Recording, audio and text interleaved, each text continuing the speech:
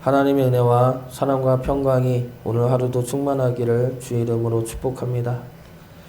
출애굽기 25장부터 31장 그리고 35장부터 40장까지는 성막에 관한 말씀입니다. 그리고 중간에 32장부터 34장까지는 금송아지 사건이 나옵니다. 금송아지 사건을 제외하면 오늘 말씀부터는 성막에 관한 말씀이 계속해서 이어집니다. 성막은 중요합니다. 광야에서 세워진 교회이고 지금 교회를 예표하는 것이 성막이죠. 성막은 하나님이 직접 말씀하시고 하나님의 뜻으로 지어진 하나님의 처소입니다. 시내산 위에 강림하신 하나님께서 이제는 이스라엘 백성들 가운데로 오셔서 함께 하신다는 것이죠. 이것이 성막입니다. 8절 말씀 보겠습니다.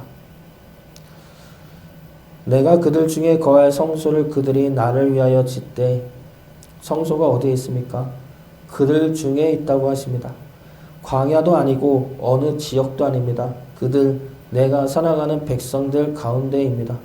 그곳에 내가 거하겠다고 말씀하십니다. 그러면 그곳은 이스라엘 백성들이 있는 그곳은 거룩한 하나님의 처소가 되는 것입니다.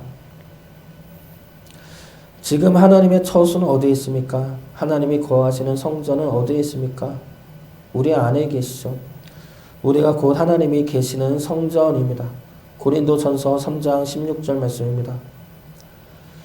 너희는 너희가 하나님의 성전인 것과 하나님의 성령이 너희 안에 계시는 것을 알지 못하느냐? 지금 하나님이 거하시는 곳은 우리입니다. 우리가 곧 성전이며 하나님이 거하시는 곳이죠. 하나님이 거하시는 곳을 우리는 어떻게 다루고 있습니까? 거룩하고 정결하게 다루고 있습니까? 아니면 더러움과 불결한 가운데 내버려 두고 있습니까? 이사를 하면 이삿짐을 먼저 집 안에 들어 놓습니다. 정리 안 한 상태로 짐을 집 안에 들어 놓으면 집이 짐으로 꽉 차고 지저분해 보입니다. 더럽고 산만하죠. 그래서 정리를 해야 합니다. 옷은 옷대로, 주방용품은 주방용품대로 각기 있어야 할 곳에 정리를 하고 청소를 합니다. 그렇게 하는 이유가 무엇입니까? 사람이 살기 위해서이죠. 짐들이 집 안에 널브러져 있는 상태로는 살 수가 없기 때문입니다. 그래서 정리를 하고 청소를 해야 하는 겁니다.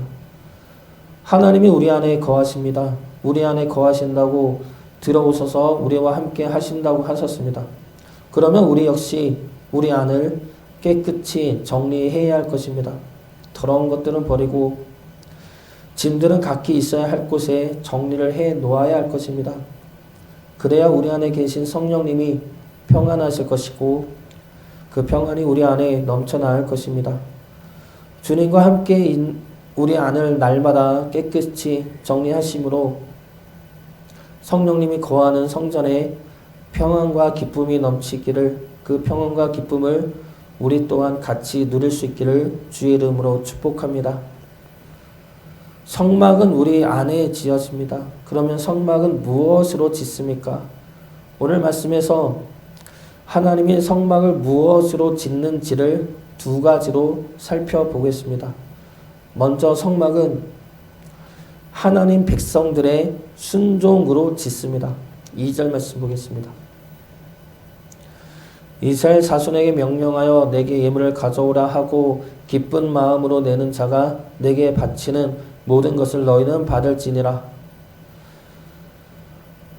하나님이 성막을 짓기 위해 백성들로부터 예물을 걷습니다. 그렇게 걷어들인 예물로 하나님은 성막을 짓는데 잘 보면은 이상한 점이 나옵니다. 성막을 짓는다는 말씀을 먼저 하지 않습니다. 먼저 말씀하신 건 예물을 가져오라는 말씀이죠. 왜 무엇 때문에 예물을 가져오라 설명하지 않고 예물부터 가져오라고 말씀하신 것입니까? 이상하지 않습니까? 비유로 들어보면 보통은 왜 필요한지부터 이야기를 합니다. 성전을 건축할 겁니다. 불우한 이웃을 도울 것입니다.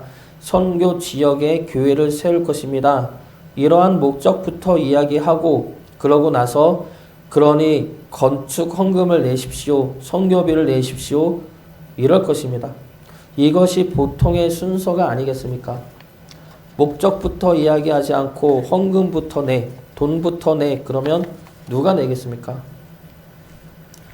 그런데 하나님은 예물부터 거두라 말씀하시는 것입니다. 왜 그렇습니까? 이것은 하나님께서 성소를 무엇으로 지으려 하시는지를 알려주고자 하신 것입니다. 그것이 첫 번째 순종입니다.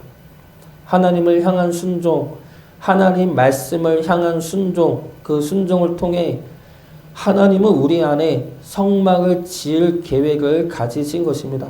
예물 가져오라 그 말씀에 밑도 끝도 없는 그 말씀에 순종하는 이들을 통해 하나님은 성막을 지으십니다. 그러므로 그들과 함께 하시죠. 우리는 하나님의 말씀에 순종해야 합니다. 하나님의 말씀을 너무 따지면 우리는 순종하지 못하죠. 세상 논리로 따지고 세상 이득에 따라 따지고 사람들과의 이해관계에 따라 따지고 그러면 순종할 수 있는 힘이 없어집니다. 하나님의 말씀이 이해되지 않고 세상적으로 불합리해 보여도 우리는 순종해야 하죠. 하나님의 말씀이 언제나 옳고 하나님은 미쁘신 분이기 때문입니다. 우리는 세상에서 잘 살려고 하나님을 믿는 자들이 아닙니다. 하나님이 우리를 구원하시고 하나님의 자녀로 삼아주셨기 때문에 하나님을 믿는 것입니다. 그러므로 우리가 따라야 할 것은 하나님의 말씀이죠. 하나님의 백성됨을 지킬 수 있는 법은 하나님의 말씀입니다. 그 말씀에 순종하시길 바랍니다. 우리의 순종을 통해 하나님의 성소가 우리 안에 지어지기를 주의 이름으로 축복합니다. 두 번째로 성소는 하나님의 백성들의 헌신으로 지어집니다. 하나님께서는 예물을 바치라고 말씀하시지만 억지로 걷지는 않으십니다. 자발적으로 기쁜 마음으로 내는 자들의 것만 받으라 하십니다. 그러므로 그 헌신 가운데 하나님께서 임하실 것이라 말씀하시는 것이죠. 하나님께서 이스라엘 백성들에게 예물을 바치라 말씀하신 것은 이때가 처음입니다. 출애굽 과정에서 하나님은 이들에게 무엇을 걷어 가시지 않습니다. 오히려 하나님이 계속해서 내어 부어주셨죠. 이들의 피로와 궁핍을 채워주셨습니다. 그러면 지금 이때 하나님께서 예물을 요구하시는 이유가 무엇입니까? 이들이 이제는 자발적으로 헌신할 수 있는 믿음의 상태가 되었다 생각하셨기 때문입니다. 이제는 기쁨으로 헌신할 수 있는 믿음이 되었기 때문입니다. 만약에 애굽에서 재앙을 내리시기 전에 예물을 바치라 하였으면 예물을 바치는 자가 없었을 것입니다. 있다고 해도 공포와 두려움으로 예물을 바쳤을 것입니다. 그러면 하나님을 향한 믿음은 두려움의 믿음이 되고 하나님은 내가 바치니까 이라는 우상의 존재로 전락하고 말 것입니다. 하나님은 우리와의 관계를 두려움과 조건적인 관계로 맺고 싶지 않으십니다. 그래서 우리의 믿음을 세심하게 살피시고 키우시면서 때에 맞춰 우리를 하나님의 거룩한 백성으로 세우시고 계십니다.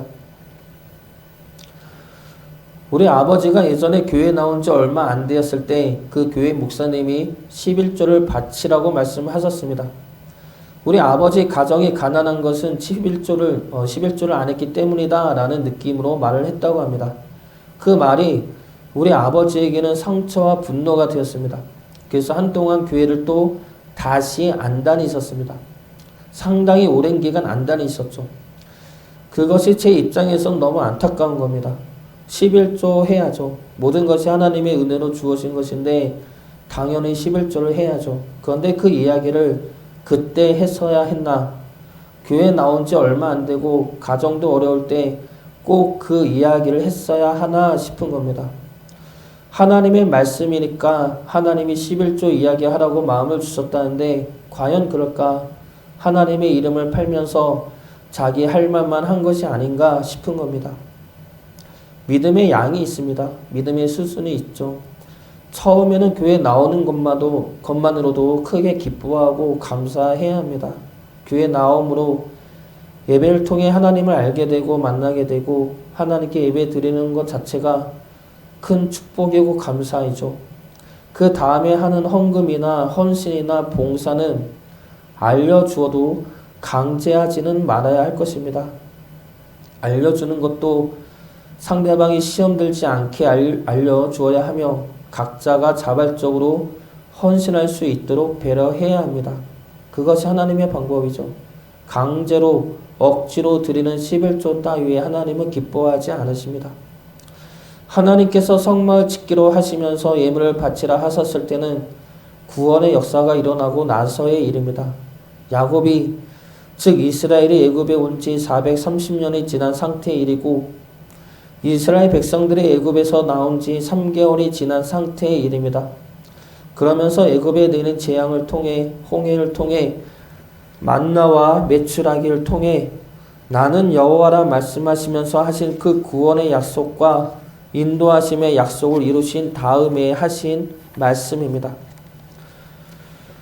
하나님은 이스라엘 백성들을 구원하고 이끄시면서 그들의 신앙과 믿음을 계속해서 키워 나가셨던 것입니다. 그러면서 이제는 예물을 바치라 하였을 때 믿고 바칠 수 있는 자발적으로 헌신할 수 있는 상태에 이르렀을 때에야 예물을 바치라 말씀하신 것입니다. 그렇게 하나님은 오랜 시간 세심하게 살피시면서 믿음을 키우셨던 것입니다. 그리고 기쁜 마음으로 하는 헌신을 통해 하나님이 거할 성소를 지으신 것입니다. 성소는 우리 중에 거하시기 위한 하나님의 처소입니다. 그 성소는 우리의 순종과 헌신을 통해 지어집니다.